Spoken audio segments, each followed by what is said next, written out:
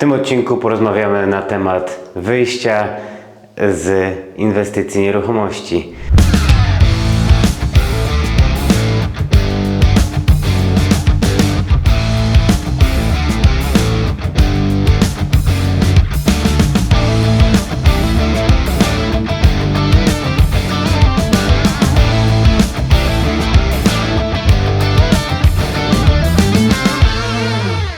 Cześć, nazywam się Michał Tejza, jestem inwestorem i deweloperem. Pokażę Wam dzisiaj nieruchomość, którą skończyłem jakiś czas temu. Jest już ona gotowa do wynajmu, brakuje jeszcze dobrego sprzątania, ale chciałem wykorzystać ten moment, kiedy jest wolna chwila, nagrać Wam, pokazać jak to wygląda, ponieważ nieruchomość zaraz będzie wynajęta i może nie być już okazji tego zrobić przed wprowadzeniem się gości. Także zapraszam Was do środka, porozmawiamy na temat tego exitu i pokażę Wam przy okazji jak to wygląda. Czyli główne rodzaje wyjścia z inwestycji to jest flipowanie, czyli sprzedaż, wynajem długoterminowy, wynajem krótkoterminowy oraz wynajem można oddać w dzierżawę, tak zwany lease.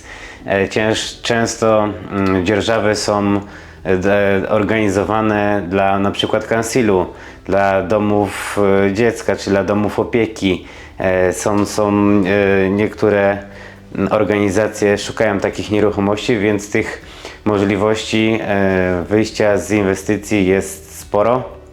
Najważniejsze, żeby dobrać te wyjście do swojej indywidualnej sytuacji i przede wszystkim często na te warunki odpowiada lokalizacja, czyli w jakiej lokalizacji się znajdujemy, ponieważ w mojej lokalizacji tutaj w Oxfordshire wynajem długoterminowy bardzo rzadko się opłaca, wręcz większość nieruchomości jest niekredytowalne z powodu czynszu, który można uzyskać na długi termin, a wartości nieruchomości. Minimum musi być 125% wartość czynszu, żeby pokryć ratę kredytową. To jest taki pierwszy element. Jak widzicie tutaj, możecie zobaczyć wcześniejsze filmiki, jak to wyglądało. Kuchnia, małe miejsce, że tak powiem mini jadalnia. Najpotrzebniejsze rzeczy, pralka z suszarką, jakaś automat do kawy.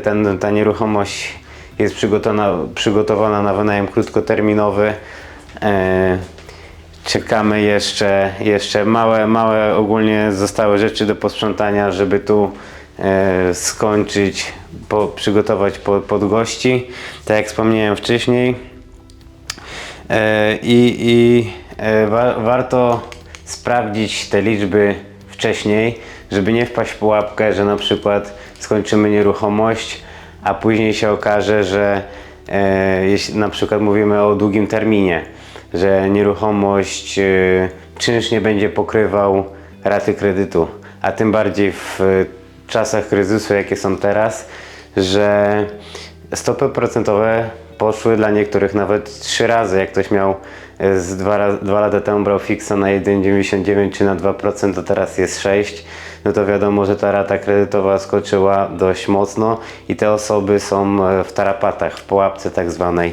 Ale też ja uważam, że ciężkie czasy budują silnych ludzi i to też jest okazja dla inwestorów, dla osób, które mają wiedzę, mają kapitał, mają chęci do działania, bo to też jest ważna kwestia. Na pewno te czasy trudne przefiltrują pseudoinwestorów, tych, którzy się udają za inwestorów, a tak naprawdę nie mają poduszki finansowej, nie wiedzą jak to robić dobrze, bo te osoby, które inwestują pod korek, że tak powiem, albo pieniędzmi nie swoimi, zapożyczonymi i nie mają stałych dochodów, nie mają tego cash flow, na pewno te osoby najbardziej odczują i będą musiały sprzedawać swój majątek. Co do wynajmu, no to różnice między wynajmem długoterminowym a krótkoterminowym. Przede wszystkim ilość pracy. W wynajmie długoterminowym nie mamy praktycznie żadnych obowiązków. Wiadomo, co roku trzeba sprawdzić, certyfikaty sprawdzać, czy płatności są na czas. Dużo jest łatwiejszy. Wynajem krótkoterminowy jednak no, jest tego zarządzania dużo więcej. Ja osobiście sam swoje zarządzanie oddelegowałem dalej, bo jednak jest tym za dużo. Ogólnie wiedziałem, że jest w tym dużo obowiązków, ale przy mojej ilości projektów, które prowadzę, nie jestem w stanie robić to samemu i to też polecam robić dla innych osób, które chciałyby w tym kierunku próbować swoich sił, żeby delegować to dalej i rosnąć w ten sposób. No tutaj jest ta różnica znaczna. Na przykład właśnie w południowej Anglii te nieruchomości na długoterminowy wynajem, na tak zwane buy-to-lety nie spinają się, dlatego ja tu nie robię takich rzeczy, ponieważ warunki na to nie pozwalają. No ale też szukam bardziej kreatywnych rozwiązań, tak jak oglądaliście moje filmy wcześniej, czyli wynajem na doby, ale na długi termin dla ubezpieczalni, dla firm, dla korporacji. To jest coś, w czym chcę się rozwijać, bo widzę w tym dużą przyszłość. Na pewno te długoterminowe wynajmy są wygodniejsze. Tak jak wspomniałem, mniej obowiązków, to jest kluczowe. No ale za to też jest mniejszy potencjał zwrotu inwestycji. Ja osobiście patrzę na nieruchomości długoterminowo, czyli zależy mi bardziej na wzroście wartości nieruchomości niż na samym czynszu. Dobrze, jak jest cash flow, wiadomo, poduszka finansowa jest ważna, ale tutaj na południowej Anglii i środkowej te nieruchomości rosną znacznie na wartości, więc bardziej na tym się skupiam, żeby w tym tak budować swój majątek. Rynek się zmienia, wiadomo, kryzysy są to czasy ciężkie, więc ceny nieruchomości często są zaniżane przez banki, co też powoduje, że można kupywać lepsze okazje inwestycyjne. Ja osobiście do nieruchomości podchodzę jako do inwestycji długoterminowej. Nie chcę sprzedawać żadnych swoich nieruchomości, tylko trzymam je na wynajem. Specjalizuję się w wynajmie krótkoterminowym, ale jeśli w przyszłości będą się spinać oferty, deale na długi termin, również rozważam takie propozycje, nie mówię nie, ale osobiście patrząc na nieruchomości długoterminowo, myślę o tym, żeby nie kierować się samym zyskiem z wynajmu, tylko zyskiem z wartości nieruchomości. Historia pokazuje, że co 10 lat często nieruchomości podwajają swoją wartość 10-15, zależy w jakich okolicach, też jak są zarządzane. Mówię tutaj o takiej średniej i patrząc na to, że co jakiś czas mogę wyciągnąć kapitał i kupić kolejną za to nieruchomość, to taka strategia moim zdaniem jest najlepszym rozwiązaniem. Nie kieruję się samym zyskiem z wynajmu, tylko długoterminowo patrzę na wzrost kapitału. Pokażę Wam zaraz resztę nieruchomości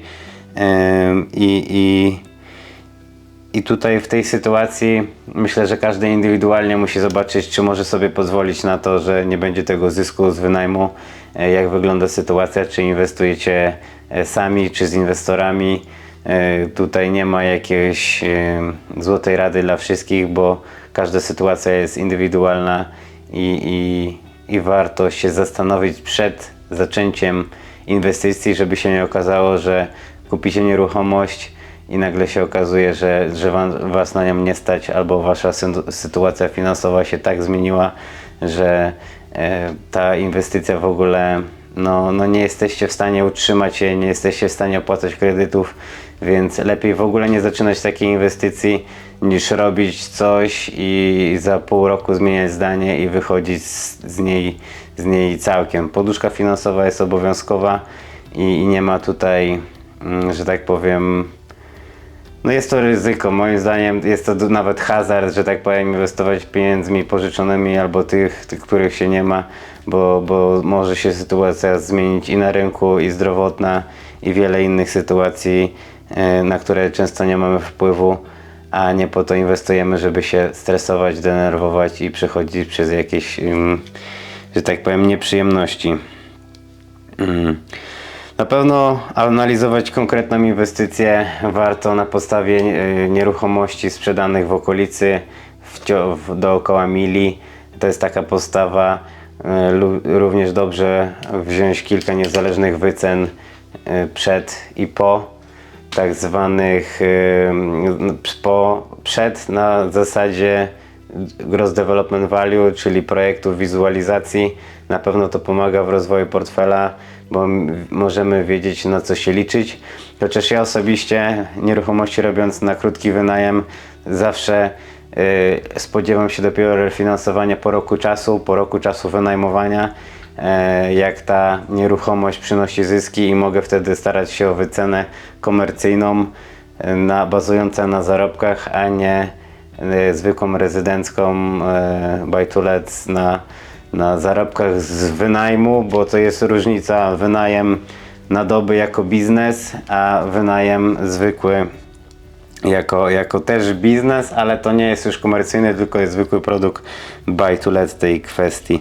Więc mam nadzieję, że kilka rad ciekawych wyciągnęliście z tego. Pokażę Wam jeszcze dalej, jak wyszło mieszkanie. Dajcie znać w komentarzach, co o tym myślicie. Zobaczcie, jak wyszła łazienka. Mała, ale taka zgrabna, że tak powiem. Całe mieszkanie jest małe, tutaj jest chyba 37 m2, no 2 sypialnie, wiadomo, nie ma co się spodziewać tutaj nie wiadomo czego.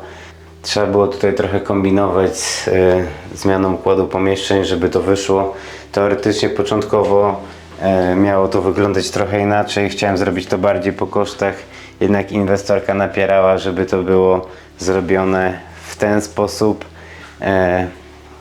No i tak zrobiliśmy, tak jak inwestorka chciała, tak został projekt wykonany, jeśli chodzi o układ pomieszczeń.